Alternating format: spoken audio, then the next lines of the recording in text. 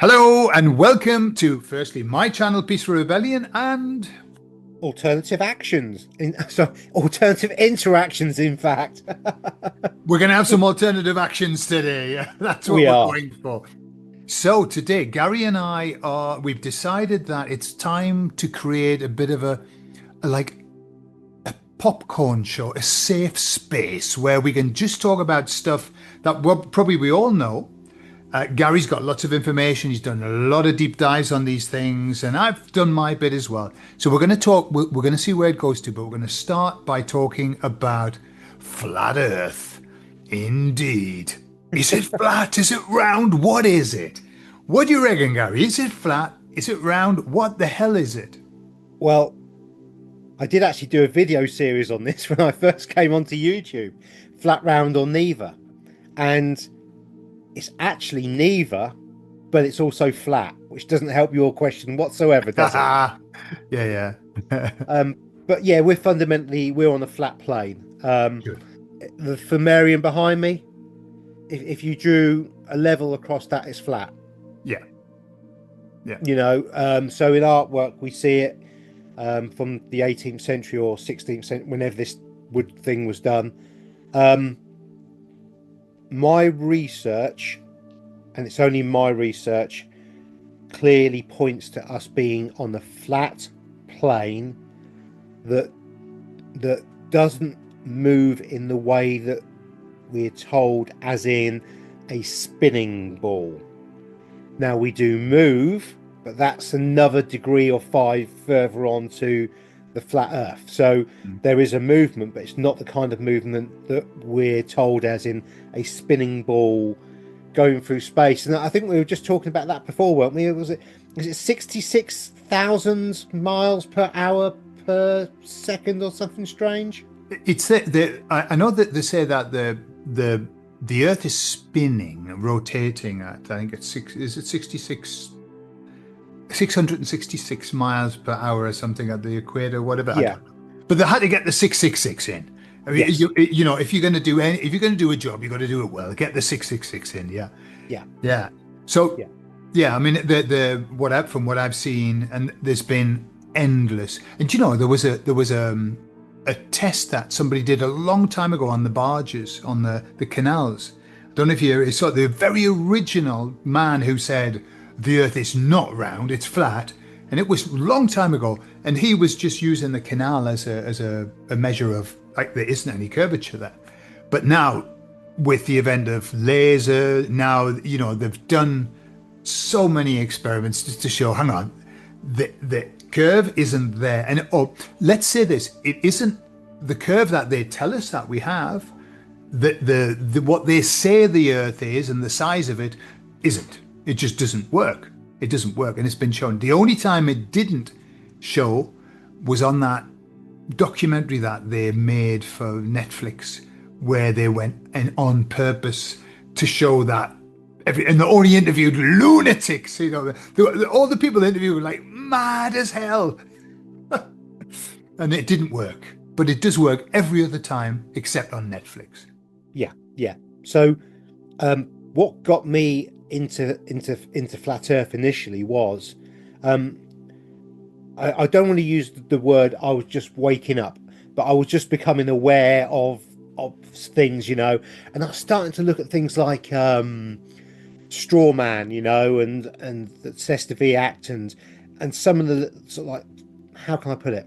Some of the nice introductory things that, although are not particularly nice, are actually not very toxic in any way, shape, or form. They're just nice introductions to what we now understand as, So I've just watched like a Straw Man or Cesta V type program, and I'm starting to try and get into that. And this is back when YouTube actually had content that actually had a bit of bite on it before it was all removed.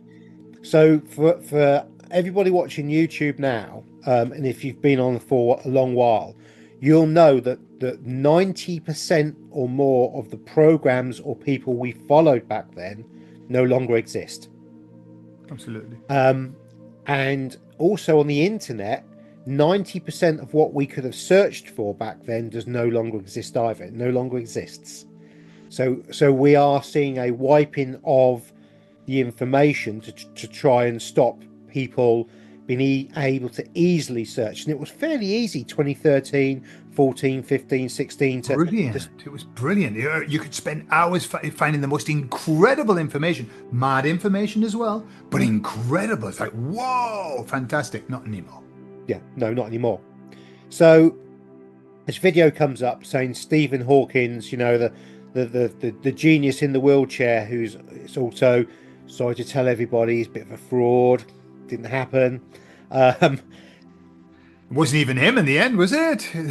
No. I think they went through a couple of 3 actors in the end, didn't they? You know, his teeth kept changing. Yeah. He's just had some dental work, Gordon. Come on, be fair. The guy's just gone to the NHS and had obviously because he was very concerned. He was concerned about his appearance. I think, I need to have my teeth done. So I look at Yeah. Because not being able to chew means that you need teeth, doesn't it? And not being able to talk means you need teeth. Yeah. Anyway, the video came up and said Stephen Hawkins is a liar. His maths is wrong. You know, and that triggered me. You know, at the time that the Mr. Smith, Neo and Mr. Smith thing, Agent Smith jumped into me, and I was going to defend Stephen Hawkins. How dare they talk about Stephen Hawkins like a national icon, and yeah. So, but fundamentally, this video showed a laser beam being shot over one of the Great Lakes from, I think, Canada to Chicago, shoreline. And they showed all the math, 8 inches per mile squared of curvature that we should have. And so they shot this laser beam, I think about a foot over the water. And they actually had a boat on the far shore with a mirror on the back of the boat. And they did it all, and they got the reflection back off it, so, but there was no curvature. And Stephen Hawking's maths was wrong. And that set me on a probably 3-year dive into flat Earth. And it probably took me around 9 months before I would even accept that it was flat, despite all the information. Yeah. How did it make you feel when you come across this and then you keep getting these proofs that are saying, hang on a minute, everything I've ever believed is wrong about that. How does it make you feel? I think what happens is personally, you go into your everybody's wrong and I'm still right. And it's that cognitive dissonance, isn't it? Of I'm not prepared to look at myself. Stockholm syndrome, these two very powerful control mechanisms that are placed upon us and we place upon ourselves. I was not going to look at myself in the mirror. I was not going to go there because everything I was seeing was wrong. Clearly was wrong. Yeah.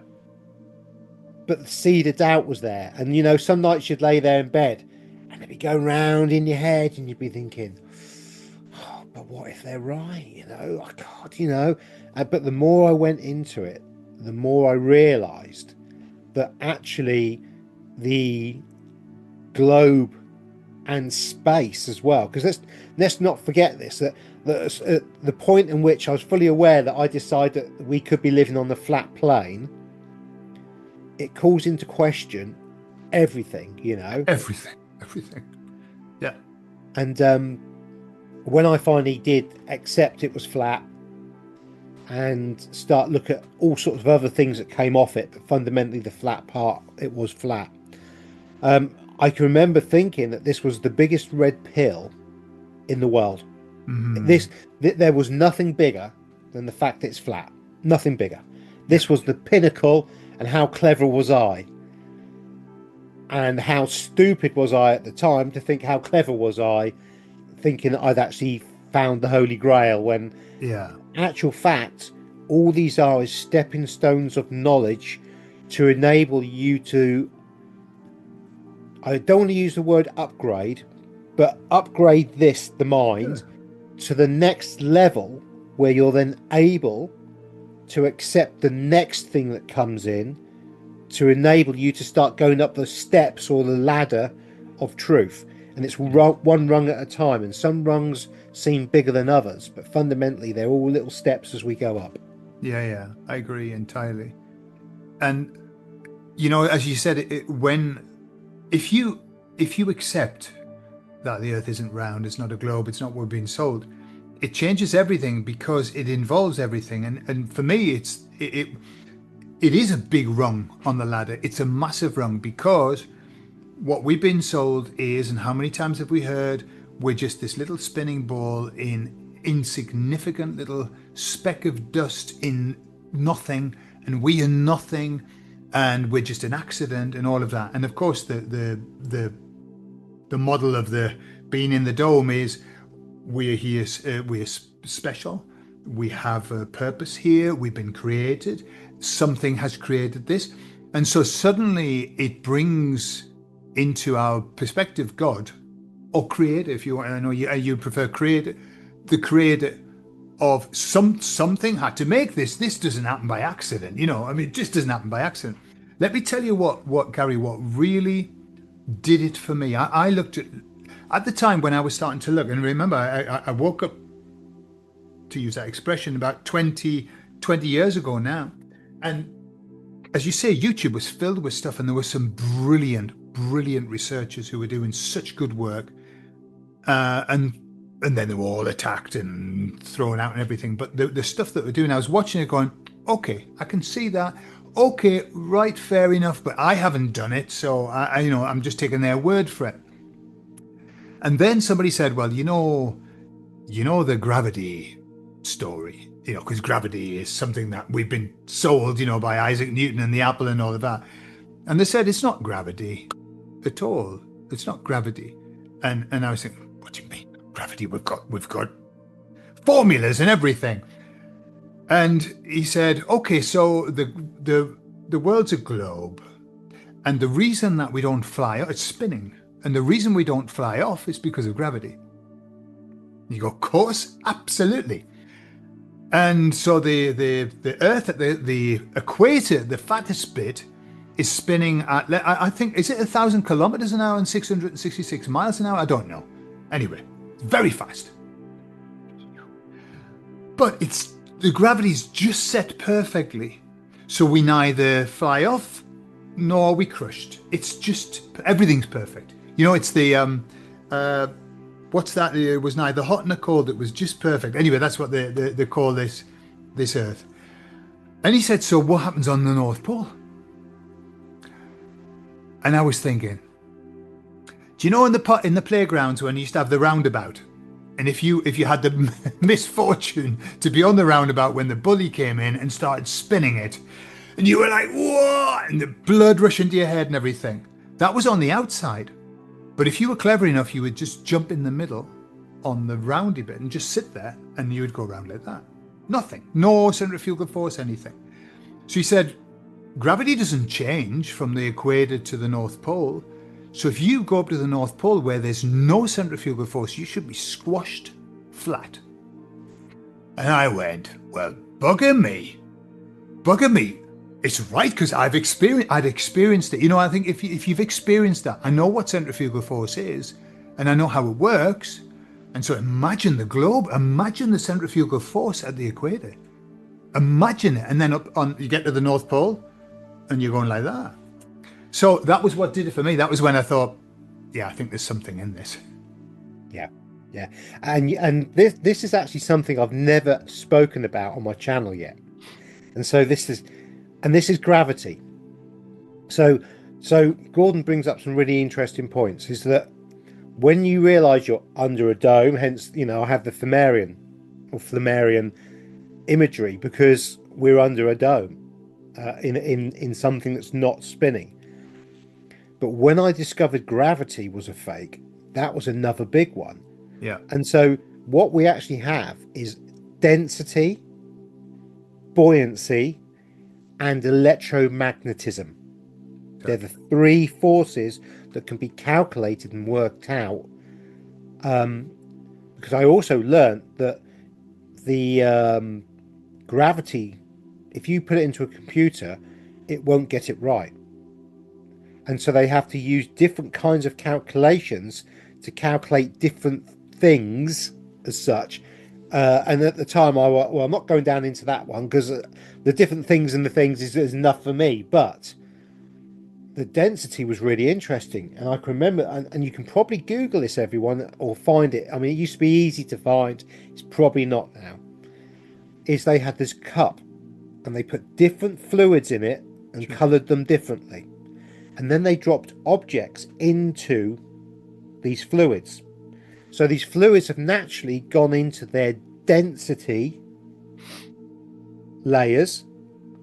And then they dropped something into it which had a buoyancy. So it could be a nut, a bolt.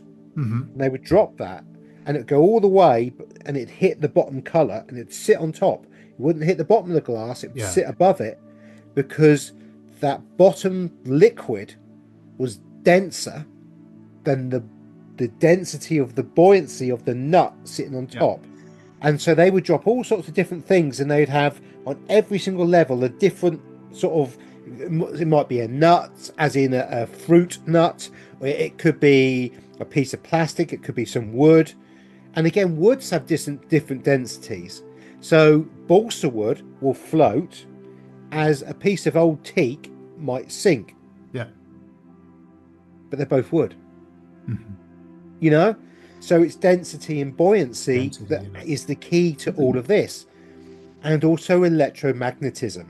And it was the electromagnetism that took me on to toroidal fields and everything else eventually. But it was something I put to one side because I was not prepared and could not mentally deal with that at that time. But the easiest way to describe electromagnetism is you blow up a balloon, a plastic balloon, and you put it against the wall, you let go of it and it'll fall to the ground.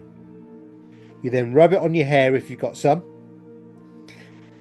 stick it on the wall and it will stick, the balloon will stick to the wall and not fall down onto the floor. And all you've done is you've given that balloon an electric charge which enables that action of the electrical conductivity to connect, to create a connection that is more powerful than the density of the balloon. Mm-hmm. Yeah. Hopefully I described that correctly, but it's quite a deep subject, and it's one that really does take a lot of getting your head around initially, and so you have all these subsections coming off flat Earth, which is why I thought it was the golden bullet. Oh my God, we found it. I'd always been atheist, never believed in anything, and certainly didn't believe in God. And one of the early things that I came across was, we've all heard of the Big Bang Theory, and actually one of my favourite comedy programs is the Big Bang Theory. Oh yeah. Mm. But when you look at who created the Big Bang Theory, now everybody would say, well, scientists created that theory. No, it was a Roman Catholic Jesuit priest. Hang on a minute. A Roman Catholic Jesuit priest came up with a Big Bang Theory, which is totally opposite to the biblical story given off by the same group of individuals. Sure. Hmm. What was that about? Yeah. Mm. So you then start to see where the stories start to come from and where we get this. Now, I've seen a video clip as well of a very, very old lady. I think she was nearly 100. And when she was at school in maybe the 1910s, 15s, something like that, they obviously taught everybody Bible, but they also taught them that the earth was flat, as in the Bible. Yeah. Okay, with a dome over it, or firmament, as it's called. And later on in life, when they'd gone to the moon and everything else, this lady, she had forsaken her faith because it had been taken away from her. And this guy was with her, and he started to show her and talk to her about flat Earth, and she burst into tears, and she said, "So they taught me right when I was at school, and I was always right, but I had been persuaded not to follow my true path.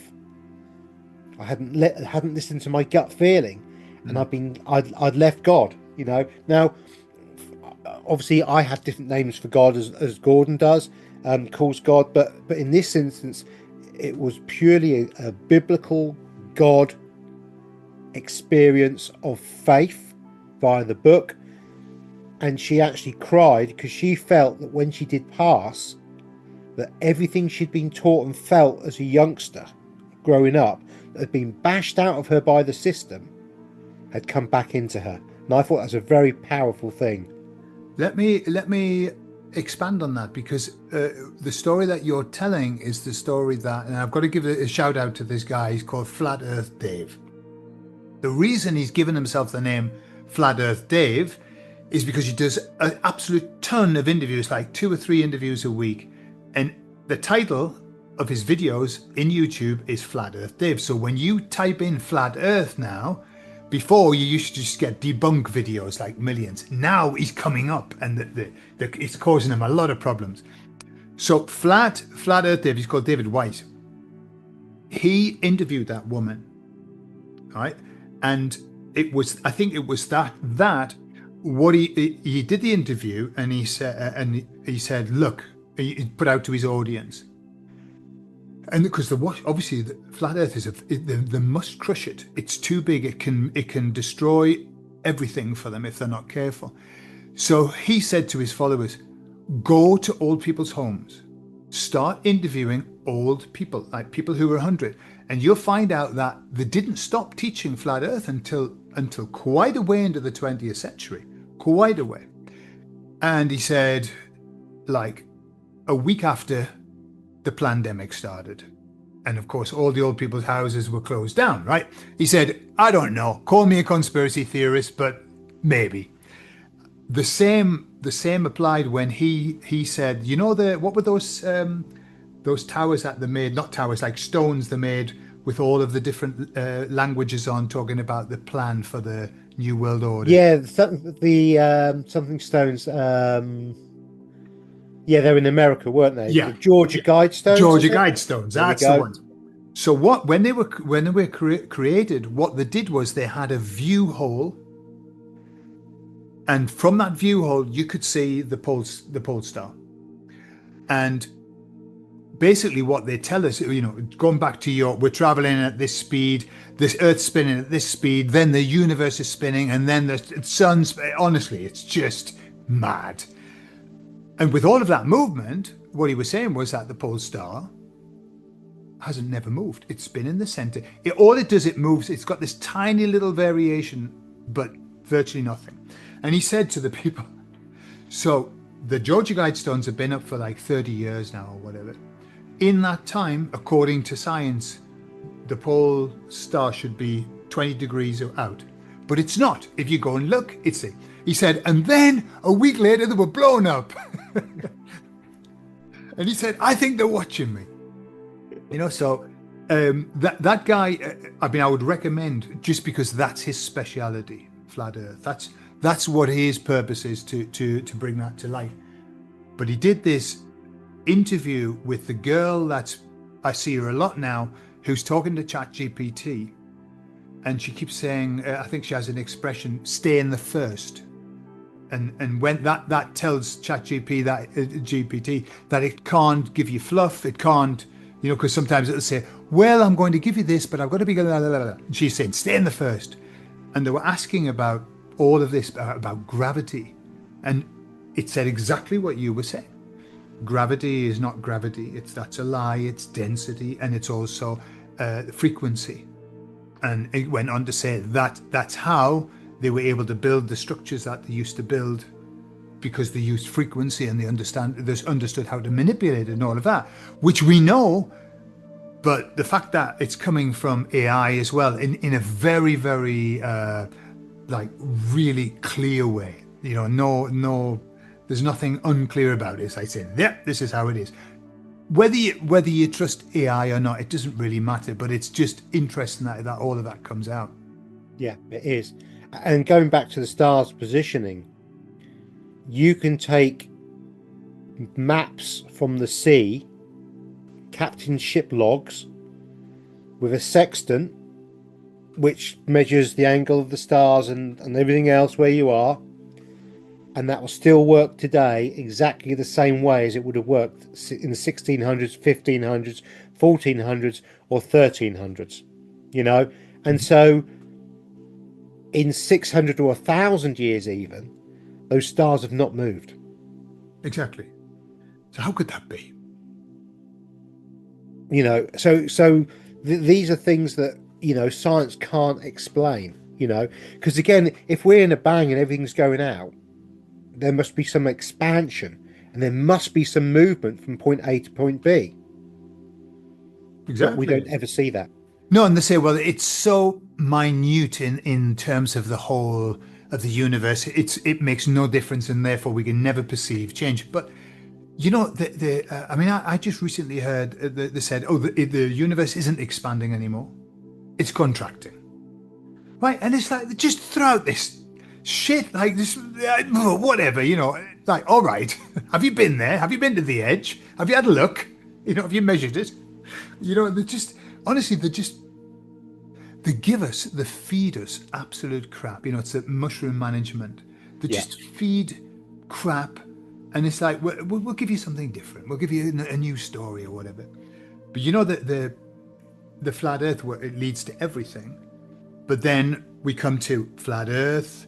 If the Earth's flat and there's a dome, and we see this proven so many times, when you know how many times do we have to see a rocket going up and it's going wee, and then suddenly we hear like this and it stops spinning, or we watch a rocket going up like this and it's going boing boing, just like a surfboard bouncing off the firmament. And they had all of those nuclear testing that they did up, Operation Fishbowl. yeah, trying to break the firmament. Yeah. You know, so it leads to, hang on a minute then, did we go to the moon or not? You know, which we were just referring to in the earlier the conversation before we started. And when you look, and it's something that you said, and it's very true. You know, one of the things that we've got to learn is patience. And we are all very impatient. We all want to know what does that mean? What is that? I want people to decipher it. Come on, get the gematria out and everything. If we just wait, most times we're going to find out what it is, and it becomes patently obvious. Look, all the red flaggy things. At the time, it's like, "Whoa, that's terrible," and then later on, you go, "What?" It's just all of these things appear, and it's the same with, you know, when you look at the footage of the moon now, and not only that, but the stuff that they've done in space that they used to film. Like, you see it, you think, you know, and people used to go, "Wow, that's incredible! Look, they're floating, and he's on a bit of a tube and everything," you know. And then, as you mentioned, then you're watching something and you think, "Hang on a minute, is that a mouse? Is that a mouse that I'm seeing scuttling around the space station?" Yeah. Outside, not inside, outside. Yeah. It's Yeah. absolutely, it's a joke. It's a joke. What do you make of that? Yeah. No, I officially now I understand it. Is the moon is no longer in space. The moon is now in low Earth orbit, and has oxygen around it and an atmosphere. Okay, so that's why Yeah. the mice can get there, yeah? Yeah, yeah. So I think that's changed recently, or recently enough, and I'm pretty sure I saw that a couple of years ago or a year ago, and obviously just disregarded it with the importance it deserved. But the moon landing is really, really interesting. I have actually done a video on it, and I was very careful on what I did on the video, because you can only go so far. But we look at it today in our modern way.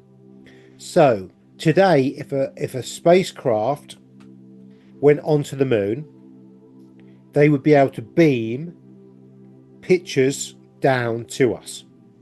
Beam, okay? Mm-hmm. And that we would accept that being our current technological advancement to where we are. If you go back to the 60s, 70s, and even 80s, everything was on film, cine film. Mm-hmm. And what we forget these days is, particularly a lot of the youngsters who have never really understood this, because they've never needed to, because they've been born in a digital world, you know, is I can remember taking photographs and having to go down to the developer, Kodak, and wait 2 or 3 days for the film to be developed, so I could then go back and collect my photographs.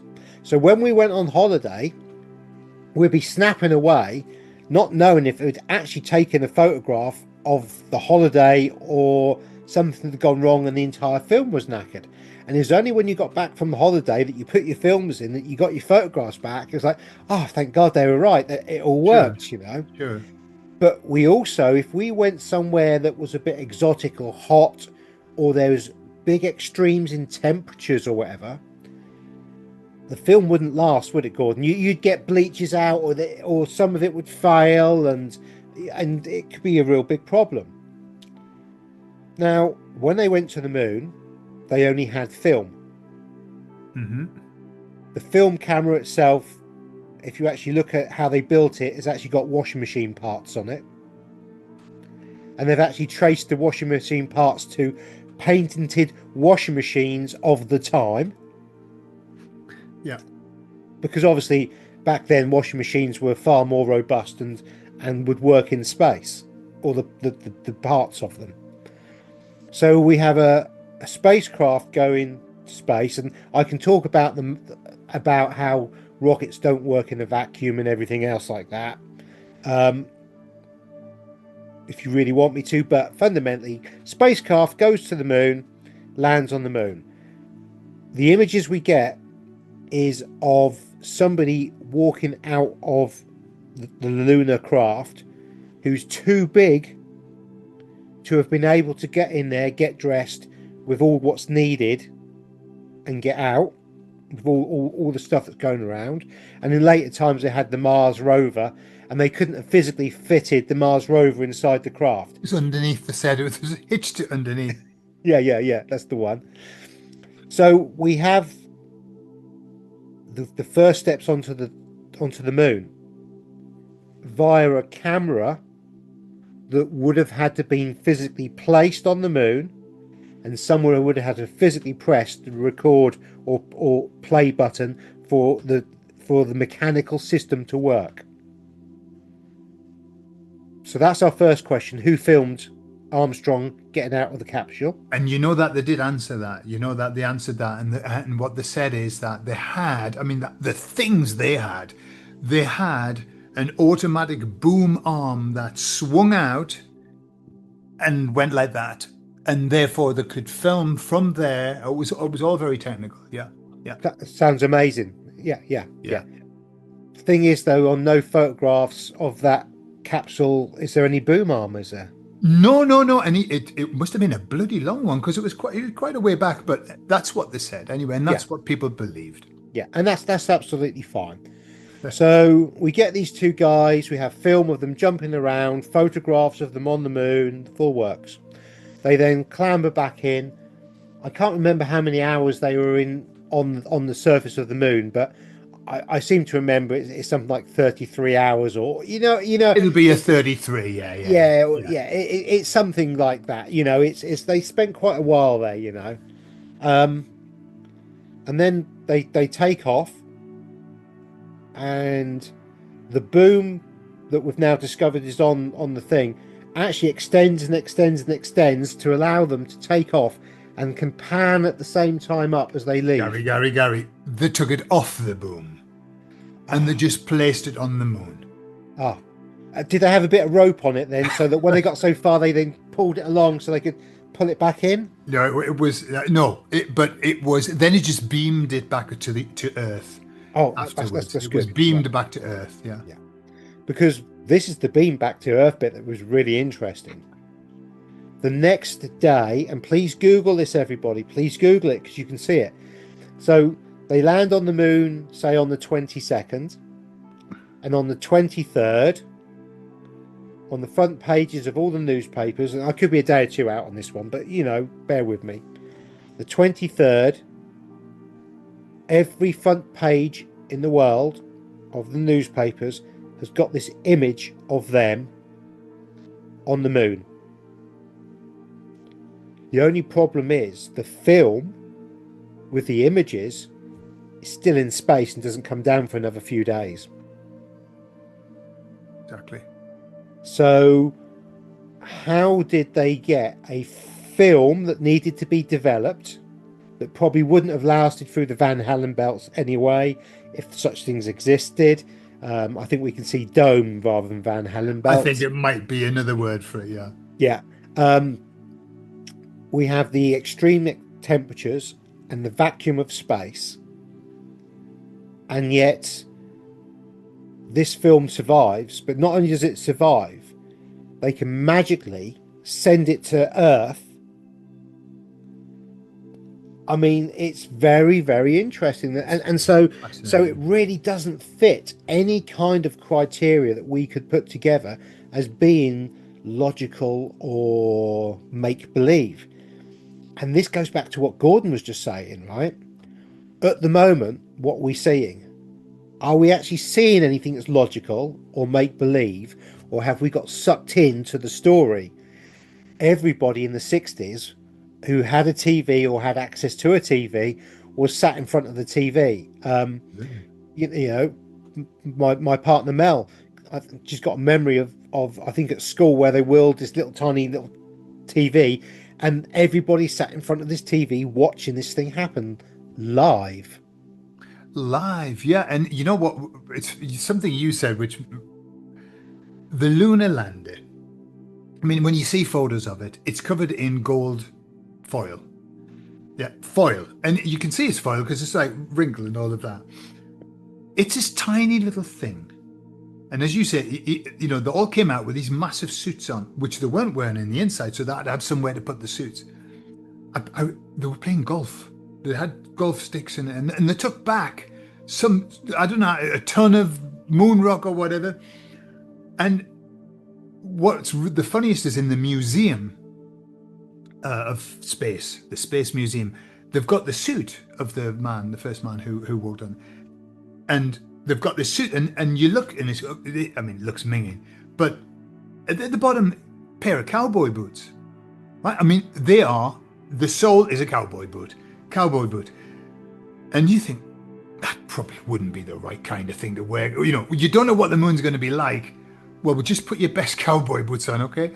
But then you've got the first footprint of the man on the moon, which is a boot with lines in like this, and then you see the cowboy boot, which is smooth on the bottom. And what they said is, I mean, they've got an answer for everything, apart from losing on the telemetry data. That's why we've never been back.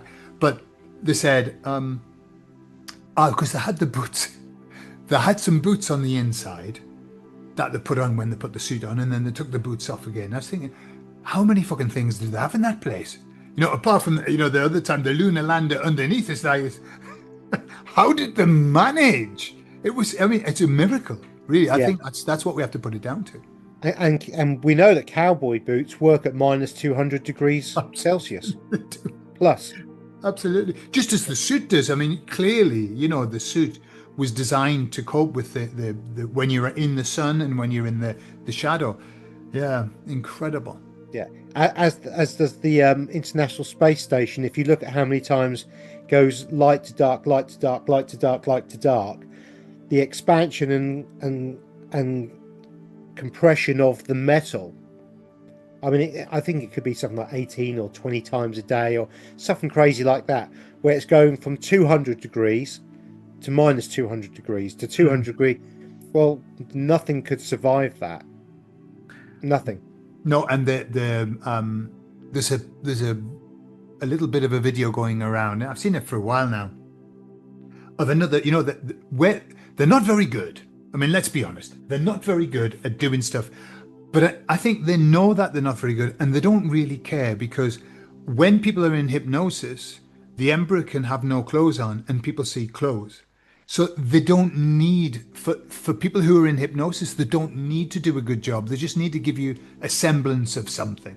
Yeah. And so there's this shot of this guy doing a spacewalk and everything, and he comes back and he gets in and he pulls the top, the lid, to close the lid, and it's a canvas lid, and it's wobbling like this, and it's a canvas lid. And then somebody's done a great video where they've got somebody who's closing a door on an airplane, and it's about that thick, and it's going like this and clunk clunk, and this guy's closing a canvas lid on the plane in space. Given the temperatures, do we think a canvas lid is going to be sufficient to keep the heat out or to keep it in? Clearly it does. So, we're all wrong, and aircraft design is overkill, and It's they need NASA to design a canvas aeroplane for everybody to fly in. Absolutely. And another one we're going to go on to as well, which is the Challenger disaster. Oh yeah. So at some point we went from rockets to rockets with an aircraft strapped to the back of it. Mm-hmm. And some of the early space things where they're launching satellites from is quite interesting, particularly the man whose face you can see holding the model up while they're filming it. Yeah, I remember that one. Yeah. Now, one of the Challengers exploded. I can't remember, Challenger 8 or something. I don't know. Can't remember the number. No. And I watched this live. I was properly in La La Land, and I was quite happy to watch this stuff. And actually, a friend of mine had been, I think, a year or two earlier to the States, and actually watched one of these live. And they were miles back, and I could feel the pressure of it, amazing stuff. When you think about that, they actually were strapping empty vehicles onto a back of a rocket and launching it into space, which then curves, twists, turns, and goes back down. Now, Disney does a very similar thing over their castle. This thing comes up and it goes back down again. And most of the rockets actually land in the Bermuda Triangle. Yeah, I heard that the other day. Hence the fact that it's out of, let's not go there. Yeah. But the Challenger goes up, it's turning, it's twisting, and it's turning, it's doing this twist, and it's about to let all the side pod rocket bits and go, so it can then do its thing, and then obviously it's going to be too high so they can't film it. But all it's then going to do is just go down and be remote controlled, flowing back to some airbase. And then later on, when they come back, they would strap it to the back of or underneath a big jet, jumbo jet of some sort. They'd fly it up and they'd release it, and then they would go down and they'd be heroes. Well, this time the remote control rocket system goes wrong and it explodes. And all the astronauts, I think there was 7 or 8 on board. Yeah. They all die. Do a little Google search again on this one, and you will find, I think there was 8, that 7 of the 8 are still alive and well. Some of them are doing the exact same job that they did pre-dying on the Challenger with exactly the same name, and some of them just happen to be the identical twin brother of themselves with the same name. Exactly. I know that they kind of kept the surname and changed the first name or something. That'll do. Yeah, some didn't even bother. So one of them, I think there was a lecturer. She was a lady. She was a lecturer. She went on the craft, died, and she went back lecturing with the same name, first name and last name. I'm not saying it's the same university, but she's back lecturing under the same exact name. Yeah. I remember seeing all of that, and of course, where we get to, Gary. I'm sure you've been there. I saw these very early on, and you're like, how very dare they? What? Why isn't mainstream media talking about this? Because this is just ridiculous. And you get all sort of, antsy and worked up and everything. And then over time you realize, they're not talking about it because they're not going to talk about it, because it's not, why would they do that to wake people out of hypnosis? Because people who are in hypnosis are unable to see that. All that they can see, if you show them this and you go, look, and they go, yeah, but that won't be them, because they died. And it's kind of like when somebody's in deep hypnosis, we don't have the skill. I don't have, even though I do hypnosis, I don't have the technique to get these people out of their hypnosis, because it's a self-induced hypnosis that they've given permission to have, given that those that shouldn't be permission to do. So we haven't got the tools to, they've got to actually decide to come out of it, but they can't see it. And it used to drive me mad. I used to think, well, it's like, there's an expression here in Spain, when something's obvious, they'll say white and in a bottle, meaning it's milk. It's white and it's in a bottle. What is it? And that's what I used to feel like. It can't be any clearer. And people go, no, I just can't see it. And that's exactly the truth. They can't. I just can't see it. It used to drive me mad. Doesn't it? I mean, when we talk about the media, and we go to 9/11, and again, I have got 9/11 one, and I also talk about aircraft. Aircraft don't actually fly with fuel. There's very little fuel in an aircraft.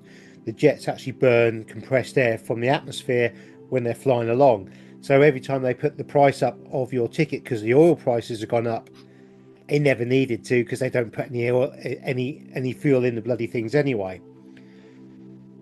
But during the 9/11 again, I'm sat there watching, and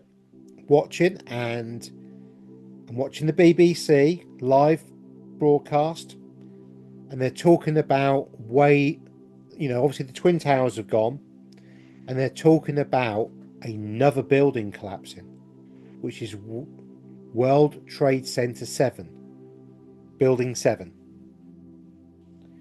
And the BBC are talking about it collapsing. It's collapsed, and oh my God. The problem is, for the BBC, is that building is sat over the woman's shoulder and doesn't collapse for around another 28 minutes, half hour. How can the British Broadcasting Corporation, on a live stream in New York, on the day of one of the most heinous terrorist attacks since probably Pearl Harbor, on American soil, be able to predict a building falling down that was never hit by anything? It fell down out of fear from the other two. They scared it to fall down. Would it be best just fall down? Yeah, that's the one. Half an hour before it actually happened. There is only one conclusion I've ever been able to come to with that, is that the BBC and all media corporations were singing off a preordained script. Yeah.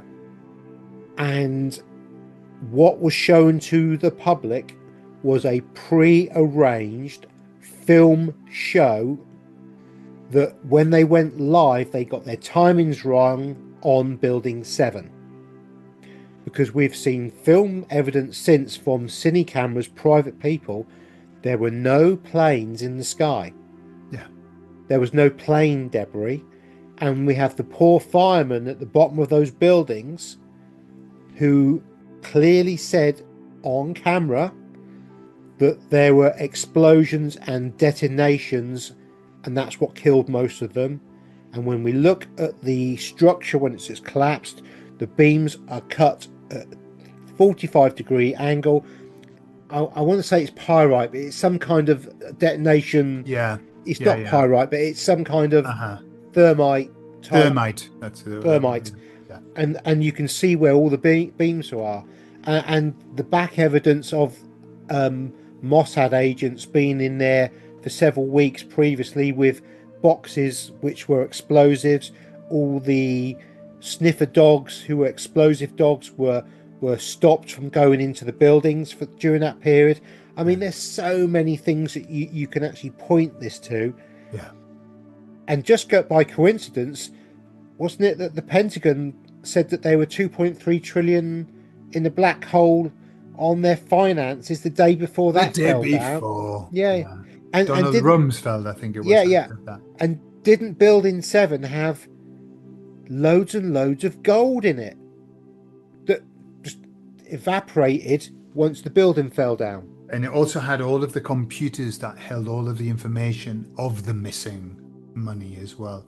Oh, Yeah, yeah. You know, that's I recall, Gary. I recall, and you have certainly seen it on the 9/11 thing, because I think probably most people have gone down that rabbit hole. But the man who owned the Twin Towers, who was the luckiest man in the world, for many reasons, he was telling the story about Building 7, and he said, and there'd just been so much loss of life and so much loss. I just said to them, just pull it. And so, right, and this was about Building 7. And people, architects and also people who do demolition said, that is a demolition sentence. That's a name. We pull it. yeah. He said, you can't pull a building unless you've spent weeks ahead planting on beams, etc., etc. So that was just, and what's interesting about Pull It is they pulled that video, and it's very difficult to find now. That's been pulled as well. The other thing that made me laugh, and again, at the time you don't see it, in retrospect, looking back, were the amount of experts on the ground just at that time who just happened to be interviewed. Like, I remember the one guy going, yes, well, what happened was the plane entered into the tower and it burst into flames, and it was just, there was so much heat that the beams couldn't support it, and the whole building collapsed because of the heat. And I was thinking, wow, how did he know that? It's just this guy walking by. It just happened to be I don't know, a scientist or something, structural technician. But, what I'm aware of, Gary, and I'm sure that you feel the same, everything in that kind of field, and maybe beyond that, everything is working from a script, has been pre-written, it has been pre-planned, it has been designed, there's a storyboard, and there are actors. In the gut feel that I'm getting now is, and this is what the emissaries keep saying to me, everything is a show. We are watching a show, so stop taking it so seriously. It's a show. That doesn't mean that people don't get hurt. Of course they do. Yeah. But it's a show. We've got to understand that this isn't happening by accident. No. I mean, if you want to Google the dancing Israelis, yeah, after 9/11, that'll take you down a little rabbit hole, to say the least. Google the dancing Israelis and the fact that they all got let off and sent back home. I'm getting more and more detached from this realm. I'm feeling a detachment from it. What I mean by that is, I can see that everything is really smoke and mirrors, and it is a play. Everything is contrived. Yeah. And I'm getting to the stage now where I just don't want to waste my energy on the contrivedness of this realm. And I'm feeling less and less connected to this realm in a way that I can't really express other than a feeling. It feels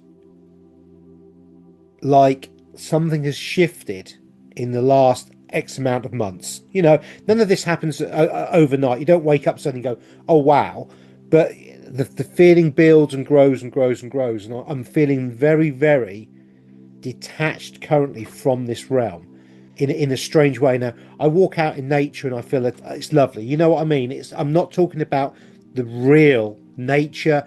I mean, I try and go to the beach once a week, once a fortnight at the worst, to get my negative ions, walk along, look at the beach, just be out in nature a bit. I'll often go down to the local woods, sometimes do something called a walk and babble, where I've got a camera and I'm out in nature, and that's real. I'm not disconnecting from that at all. But what I am disconnecting from is the media or the electronic world of spun. The only way I can say it is bullshit. Sure. It's spun bullshit, and I just look at stuff now, and it's just like, it's almost as if I've become too cynical.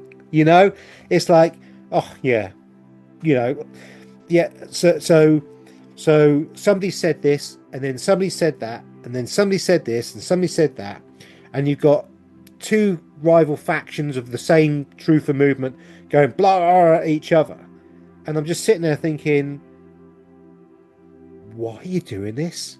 I'm starting to really feel quite distanced from this, but what I am feeling drawn to is what's coming up. And I think what we're seeing at the moment, particularly strongly at the moment, is these people who write the scripts know exactly where everything is, as in where we are timeline wise, perception wise, what's coming up.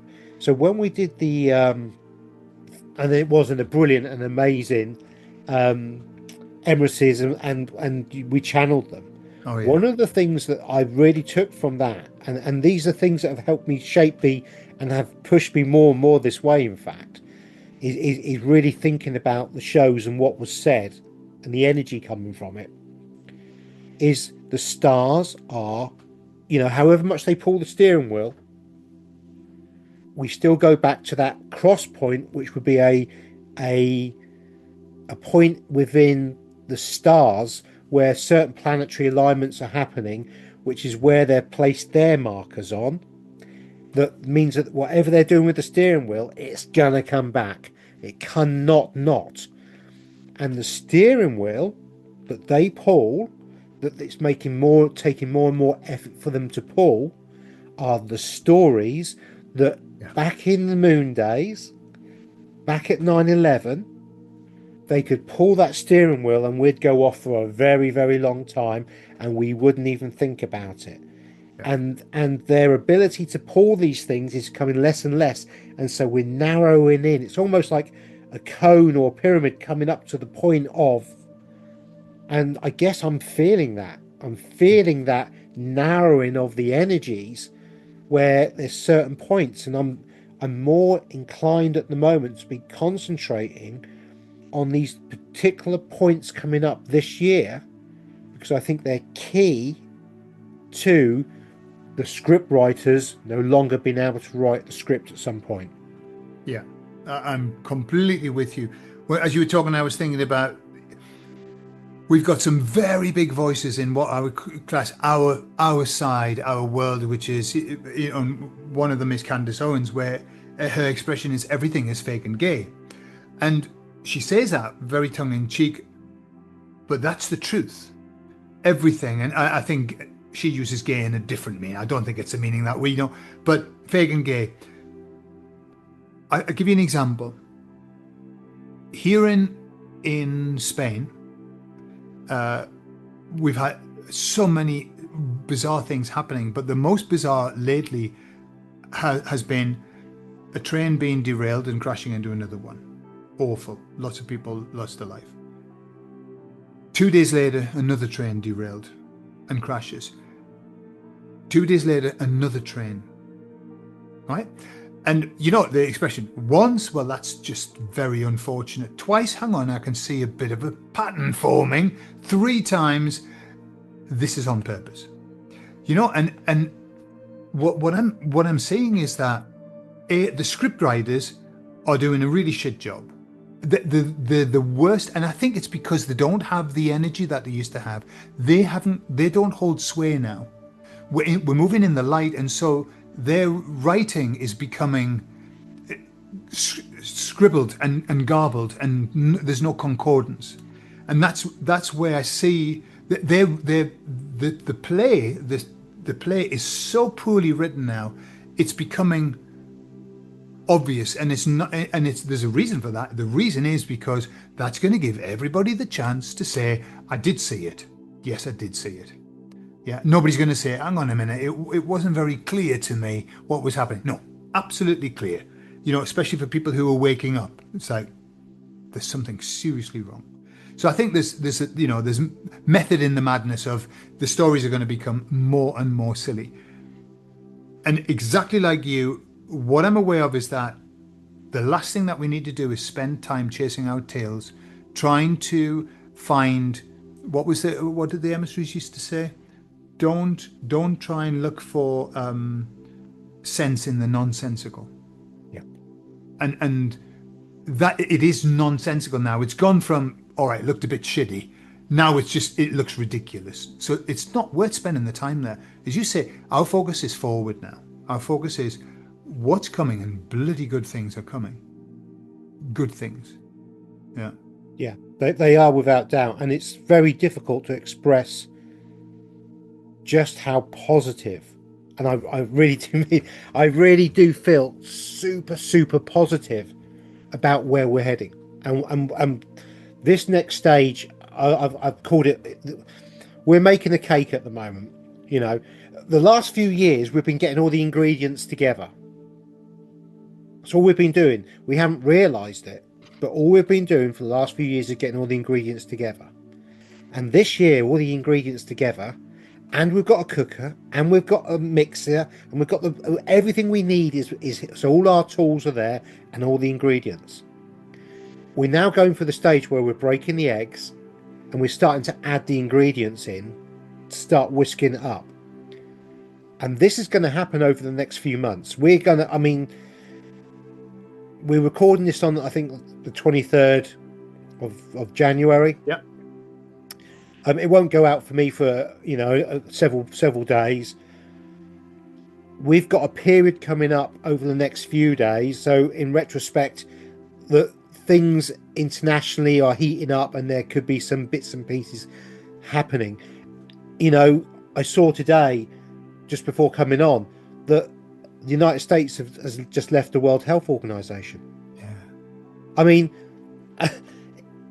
if that's not one of the predictions of what we're saying, that there's big things happening during this period, that is one of the major ones, because that's the nail in the coffin for some of these big NGOs. Whether but it doesn't really matter anymore, because it's about where we're going and making the cake, and we're not making the cake for them, we're making the cake for us. Mm-hmm. And it's a big subtle difference, that is. But this cake's being made for us, and we're going to make this an amazing cake, whichever flavour you want, whether you're a chocolate head or a vanilla sponge kind of person, or a carrot cake, whatever kind of cake you want, we're making it. Because we're individuals, we're all going to make our own cakes. But during this next year, certainly, we're going to see some amazing things happening that we never thought possible. But we've also got to bear in mind what we've just been talking about. The moon landing, 9/11. While you're in the middle of that, observing it, you're being drawn in, and your energy's being taken, and you're not concentrating on making your own cake. You're looking at, the cake factory, and they're starting to feed you their cakes. No. Need to take the step back. I feel, I need to. I'm not telling the audience they need to, but I need to take the step back to concentrate on making my cake, so I can walk towards the future I want and take the steps that I want mindfully, and not be led into some kind of alleyway that has been pre-programmed by the writers. Because certainly it's like watching, I mean, in England we have Coronation Street and EastEnders, and I don't know what kind of soaps you have in Spain, Gordon.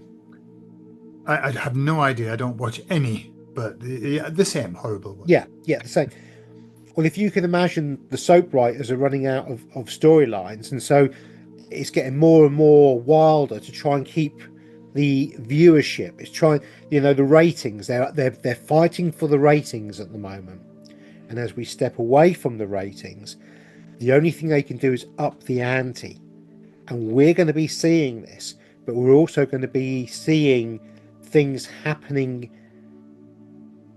nationally that will affect everything going forward in a positive way.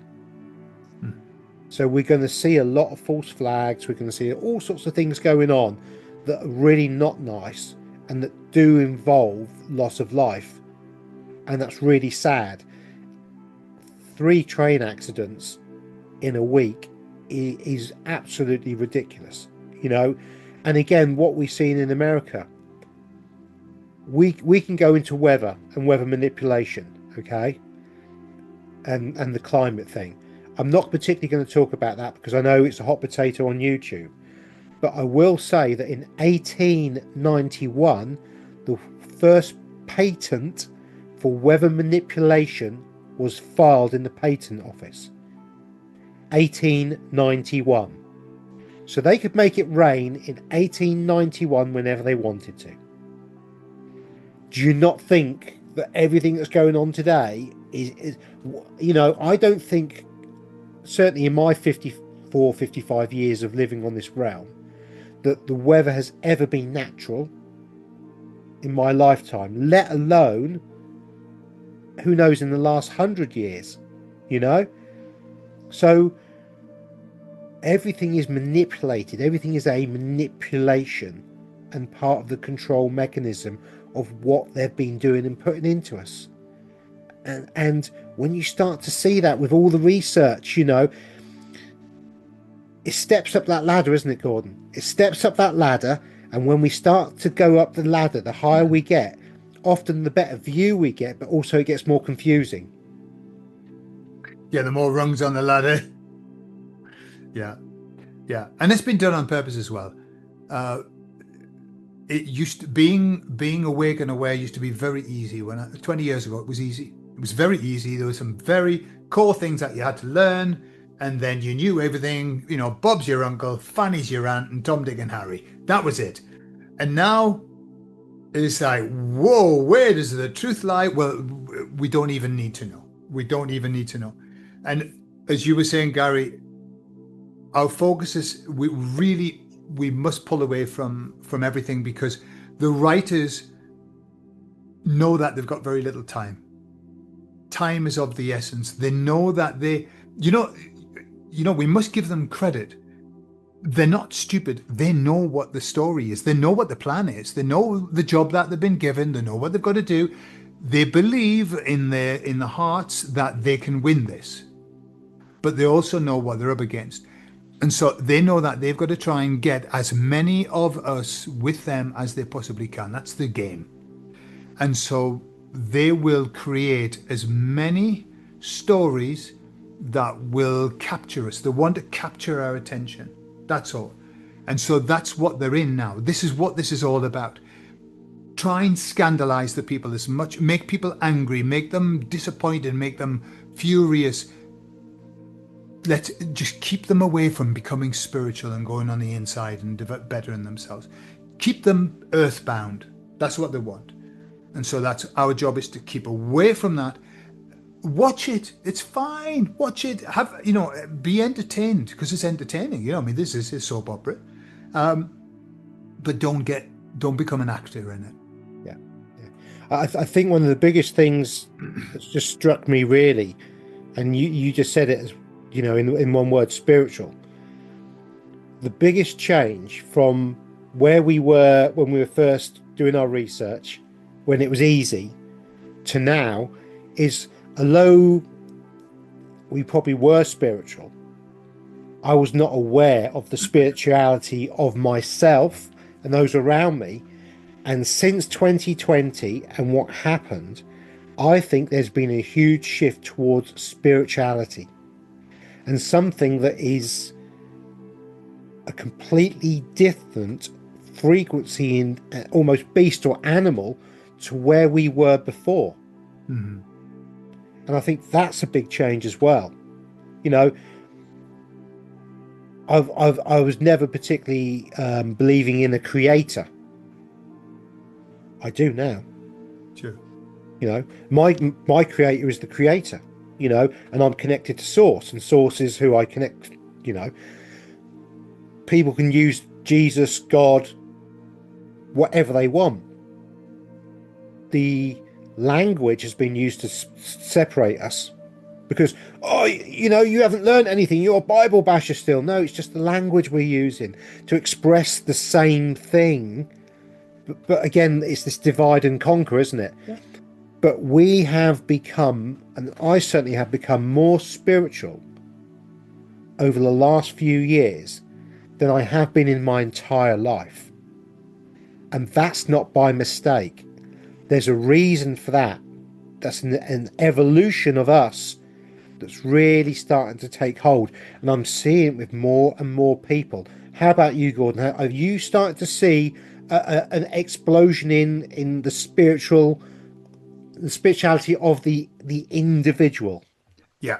And I think what I've seen is, because when I first started going down this path, it was new age spirituality, which was sold as something great or everything. And what I've seen is that within our sort of realm, people are becoming, spirituality is a very, very individualistic thing. It ain't attached to groups. Everybody is finding their spirituality, and that's beautiful. And everyone's finding their faith, and that's beautiful. But what I'm also aware of is when you look, the attendance in churches in Spain is shooting up, in the UK is shooting up, all over the world is shooting up. Young people, the Gen Zs, are turning to faith. Why? Because they know the need to find something. They know that there's nothing that this earth can offer them and that they need something else. So I think, and they'll discover that the journey is not going through a church door. It can be, but the ultimate journey is going within.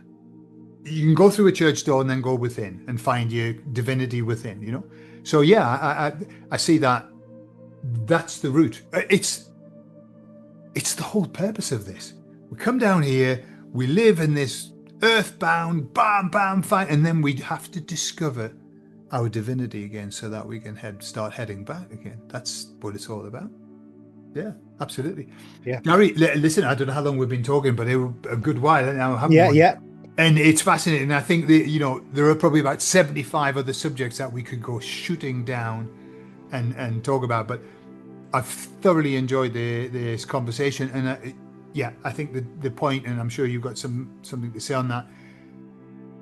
It's nice to look back at all of the stuff that we've learned and everything, and understand, you know, how silly it is. It's silly. It is stupid.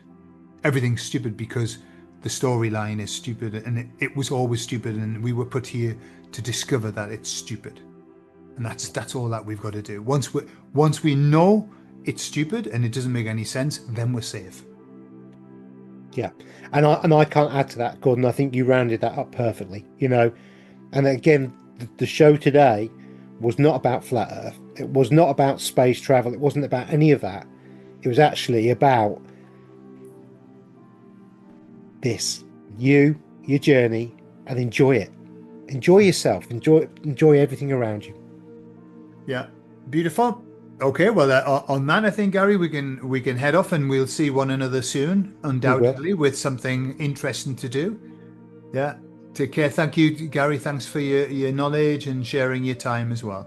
Pleasure, Gordon, and thank you. You know, it was a great chat, and I hope many people get something out of this that's very interesting. And for those that are fairly new to the channels, who aren't as seasoned as us, we've given them also a nice background of information to look at that's not toxic. Yeah. You know, it's a nice you know, you're going to get triggered. You're going to go through your own personal journey, but it's not toxic in the way that some subjects can be. So there we go. And the space thing can be hilarious if you look at it with the right eyes. Yeah.